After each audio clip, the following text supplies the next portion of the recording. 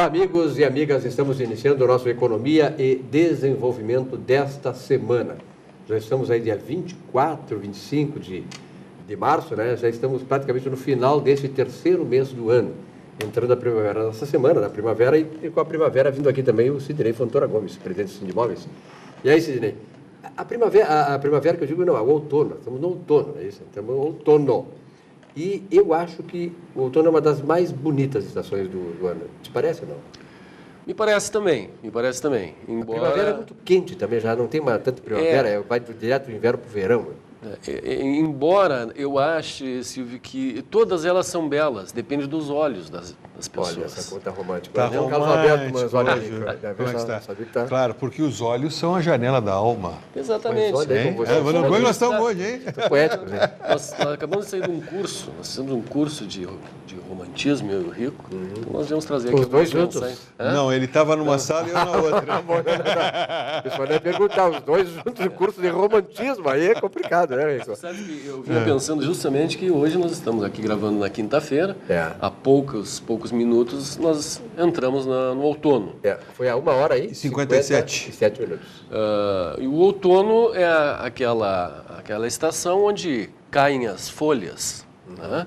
E eu vinha pensando em fazer uma analogia de que neste outono começam a cair os preços dos imóveis em Porto Alegre. É mesmo? É uma tendência em negociação. Evidentemente que o telespectador interessado em adquirir o imóvel, ele vai procurar um corretor de imóveis, naturalmente, aqueles que querem fazer um negócio juridicamente correto, e esse corretor vai conduzir a uns valores abaixo do que são praticados hoje. Boa Entrevista Esteve aqui semana passada. Gilmar Isidoro. Exatamente. Muitas pessoas me falaram mesmo lá no meu prédio, fora e tal. Olha, legal aquela visão que ele passou, né?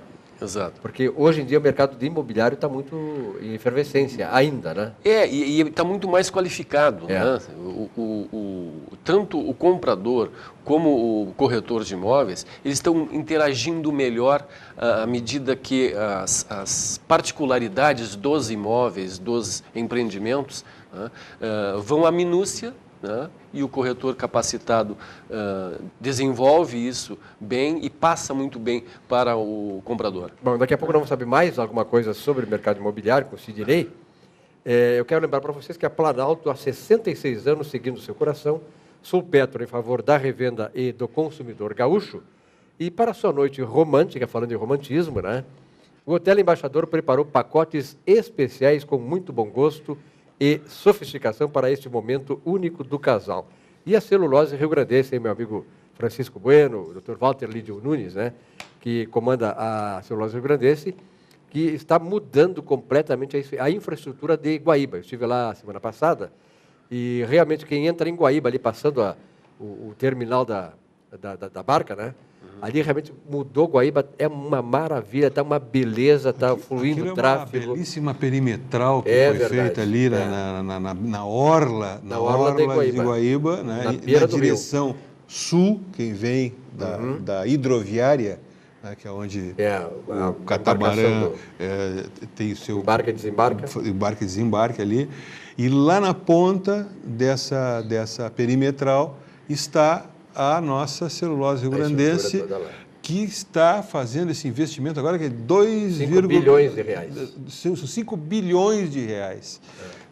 Eu ia falar 2,5, mas são 5 bilhões. 2,5 bilhões de dólares. De dólares, isso, que são quase 5 bilhões de reais. Um investimento fantástico que eles estão fazendo ali. E eu tive a oportunidade de estar lá dentro, há um mês atrás, mais ou menos, dentro da obra. Que espetáculo aquilo. Eu fui lá, nós fomos fazer testes com uma prancha e carregar uns equipamentos em cima, com uma empresa lá que está trabalhando na obra lá, na empreitada. E olha, aquilo lá é um canteiro de obras assim... Mudou Guaíba, né? Magnânimo, entende? E está mudando Guaíba por quê? Porque com esse investimento todo que está acontecendo ali, vai haver... muito mais geração de emprego, muito mais... o setor imobiliário em Guaíba é um setor que deverá ter uma expansão muito grande. Guaíba tem uma carência de habitações, né? E essa indução de novas pessoas que deverão trabalhar ali, né? E a repercussão é muito maior, Silvio, porque vai lá nas florestas, aonde a celulose rio-grandense desenvolve a sua matéria-prima. E essas florestas não estão somente em Guaíba, elas vão até a fronteira lá, elas vão até a fronteira do Rio Grande do Sul. Lembrando que celulose rio-grandense há 40 anos contribuindo para o crescimento do estado do Rio Grande do Sul. Bom, nós vamos passar uma matéria agora aí que eu fiz lá na APLUB, a Associação dos Profissionais Liberais Universitários do Brasil, e eu conversando com o Ricardo Felinto de Oliveira, que é o vice-presidente da APLUB, nós estávamos batendo papo sobre a questão da simbologia das empresas gaúchas, enfim. E eu me lembro muito bem, aqui eu acho que o Sidney e o próprio Rico, como superintendente do SEBRAE, o Sidney, pela experiência que tem, vão confirmar. Na década de 70 e 80, a gente ia para São Paulo e o resto do Brasil viajava e tal, e as duas empresas que mais se destacavam no Rio Grande do Sul eram a Varig, né, e a APLUB. Né? Então, eu estava conversando com ele sobre essas coisas, as coisas que são emblemáticas. A APLUB está fazendo 50 anos esse ano, a APLUB Capitalização foi criada em 93 também, fazendo 21 anos esse ano, e nós vamos fazer logo uma matéria especial aí, contando essa história bonita da APLUB, que é hoje uma das mais importantes empresas de capitalização do Brasil. Ela fica entre as 5 primeiras, e isso que concorre com as grandes e poderosas empresas do segmento ligadas aos grandes conglomerados financeiros, Bradesco, Itaú, enfim, todos esses monstros do mercado. E a APLUB, muito bem administrada há muitos anos, ela tem essa preocupação de não só qualificar o seu pessoal, mas ter os players, né, que trabalham com ela para ver quais os rumos a serem seguidos no mercado. E hoje é a grande APLUB, nós vamos conhecer um pouquinho com essa entrevista que eu fiz lá na sede da APLUB, no centro de Porto Alegre, com o Ricardo Felinto de Oliveira, vice-presidente da APLUB. Vamos, então, acompanhar. Bom, nossa Economia e Desenvolvimento está aqui na sede da APLUB, no centro de Porto Alegre, e está comigo o diretor vice-presidente da APLUB Capitalização, Dr. Ricardo Felinto de Oliveira. Dr. Ricardo, nós estávamos conversando um pouquinho antes de começar aqui a entrevista sobre este mercado de capitalização no Brasil, a história da APLUB que completa 50 anos, né? A APLUB Capitalização que começou lá em 93 também, tem uma história muito bonita. Quer dizer, este é um mercado consolidado e em grande crescimento, né? Parabéns. Sem dúvida. O mercado vem crescendo na casa de 2 dígitos e a APLUB também vem acompanhando esse crescimento junto com as demais empresas. E hoje no Rio Grande, apesar de estar localizado no Rio Grande do Sul, que não é um dos grandes centros econômicos do Brasil, ocupa o 2º lugar entre as independentes, ou seja, as empresas não ligadas a banco. Isso exige, por não estar no centro, né, econômico do Brasil, exige um trabalho de muito mais eficiência, né, de vocês. Isso acaba sendo o nosso diferencial, que para poder para conquistar esse mercado, que é um mercado já consolidado, com outros grandes players, nós temos que buscar uma excelência para poder ter esse diferencial e poder manter o nosso crescimento. Bom, eu vinha conversando com o Paulo Moreira, que é um dos grandes homens da área de auditoria no Brasil e no mundo, e, naturalmente, que nós conversamos sobre essas questões que ligam às empresas. Porque uma empresa, para ter sucesso hoje, ela precisa ter uma saúde financeira muito boa. Ela precisa ter uma saúde financeira e ser muito bem administrada. Esse é o caso da APLUB, porque é um mercado de muita concorrência. Vocês concorrem, por exemplo, sendo uma entidade privada e independente com os grandes bancos. Sem dúvida. Em relação no ranking geral, e o Paulo acompanha isso, o HY acompanha isso, nos localizamos na 5ª posição. Nós temos à nossa frente a Sul América, Capitalização, Itaú, Banco do Brasil e Bradesco. Então, realmente, apesar de ser uma empresa gaúcha, ela se encontra muito bem ranqueada dentro do mercado nacional. Eu me lembro muito bem, doutor Ricardo, que tempos atrás, eu já tenho 35 anos de jornalismo, sou economista, professor, mas há 35 anos atrás eu comecei o jornalismo. E nós, ao longo do tempo, sobretudo na década de 70 e 80, quando se dizia quais as empresas mais importantes, mais lembradas, mais queridas do Rio Grande do Sul, tinha 2 que nunca deixavam de estar nas primeiras colocações, a APLUB e Varig. Né? A Varig, de triste lembrança nossa, que a Varig é uma empresa que, né, realmente ainda hoje dá muitas saudades para quem voa e quem vai, sobretudo, fora do Brasil, mas a APLUB continua aí. Quer dizer, isto também pesa muito numa instituição. Sem dúvida. A APLUB soube se reinventar, aproveitar a história de tantas pessoas que passaram por aqui, as experiências, também pegar pessoas novas e superar os problemas, como qualquer empresa que chega para completar seus 50 anos, passa por diversos planos econômicos, por diversas questões de uma falta de organização que muito tempo houve no Brasil. De política econômica do governo. Política econômica, e a Plube soube se reinventar sem perder a tradição e, ao mesmo tempo, conseguindo conciliar com esses novos talentos que acabaram se juntando ao nosso grupo. Com certeza, é o sentido de renovação, né, de mudança que é preciso as empresas terem, sobretudo as empresas do porte, né, e da importância da Plube no contexto global da economia, num mercado que é um mercado extremamente competitivo. Como é que o senhor está vendo hoje, 2014, é um ano de Copa do Mundo, um ano de eleições, e vocês têm, claro, o seu plano de investimentos e, sobretudo, aquilo que vocês esperam realizar em 2014 em relação ao que aconteceu em 2013, as perspectivas de 2014? O trabalho que vem sendo desenvolvendo hoje com a Capemisa é um trabalho para unir forças com essa empresa do Rio de Janeiro e que nós possamos gerar uma sustentabilidade desse crescimento. A Plube vem crescendo na faixa de 2 dígitos há mais de 4 anos. Então isso exige também uma certa sustentabilidade, uma união com uma entidade maior do que a Plube, mas ao mesmo tempo que não seja tão maior que acabe consumindo a Plube, acabe anulando essa marca. Então essa parceria com a Capemisa é uma parceria que vem a somar, é uma marca, a marca Plube continuará se essa parceria prosperar, e nós pretendemos seguir nesse mesmo crescimento com 2 dígitos e de uma maneira sustentável pelos próximos anos. Normalmente se faz uma comparação entre o crescimento de um segmento, de uma empresa, em relação ao produto interno bruto, que é a soma de todas as riquezas produzidas no Brasil, digamos, no caso brasileiro, durante um ano. No Brasil, para vocês terem uma ideia, o Brasil vem crescendo a taxa de 2%, no máximo 3%.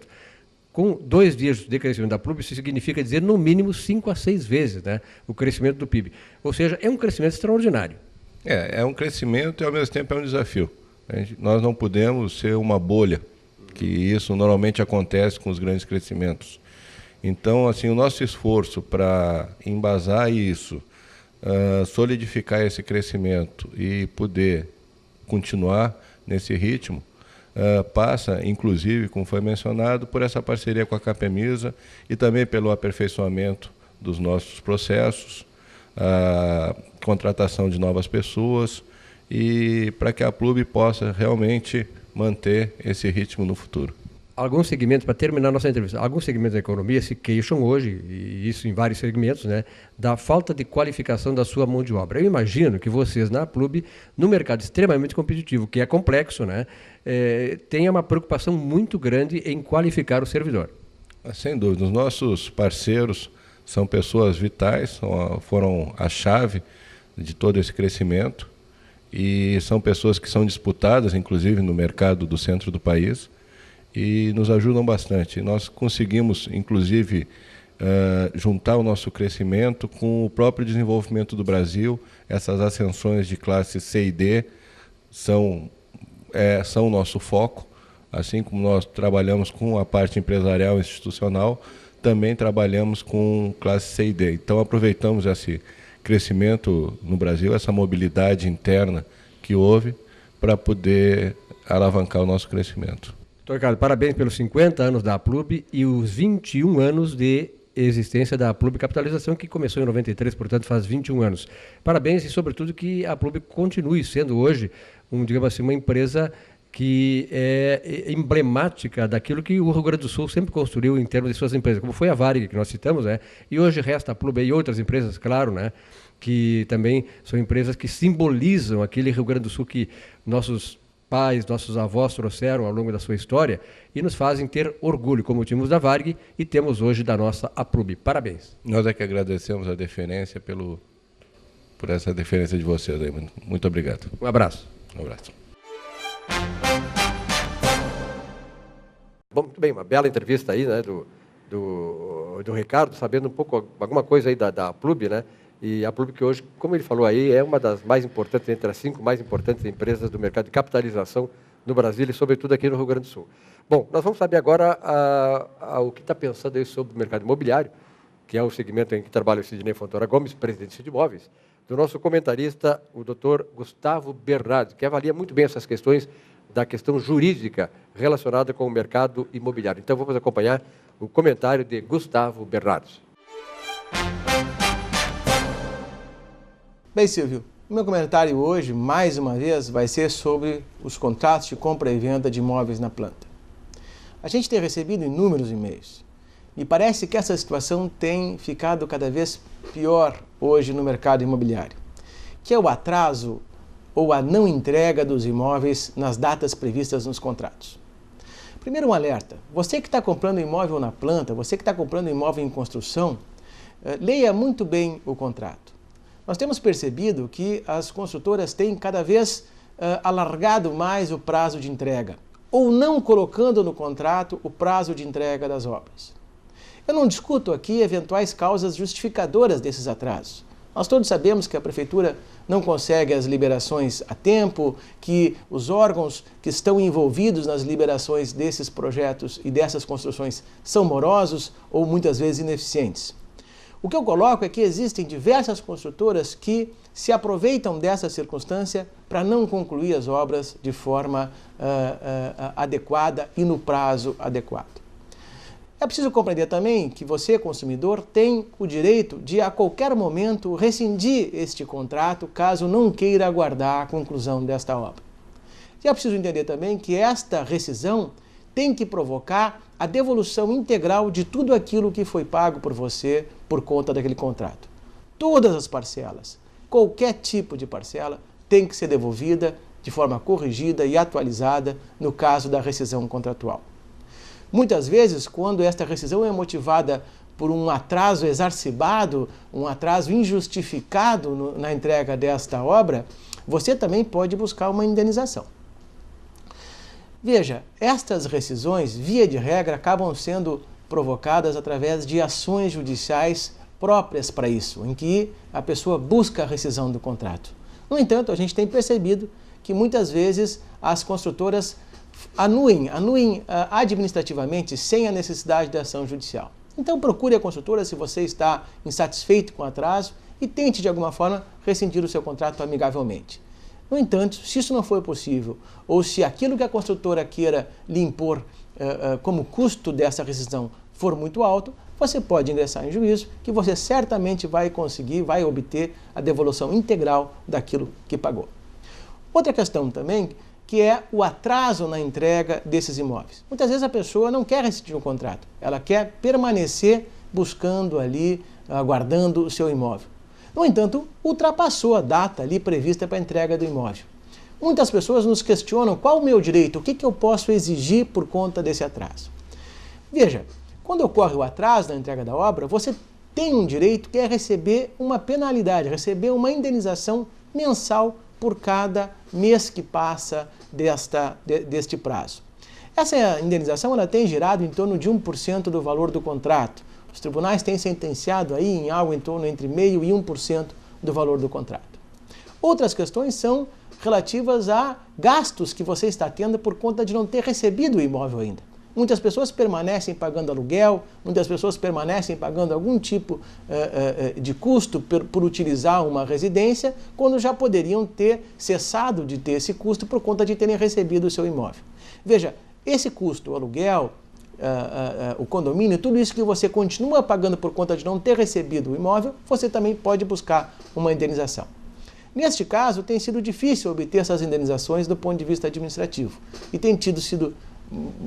as pessoas têm tido mais sucesso entrando em juízo buscando essas indenizações. O que é importante você entender, resumidamente, é que você pode rescindir o contrato no caso de atraso, pedir de volta tudo que pagou, ou ingressar em juízo pedindo uma indenização por conta desse atraso. Esse é meu comentário hoje, Silvio.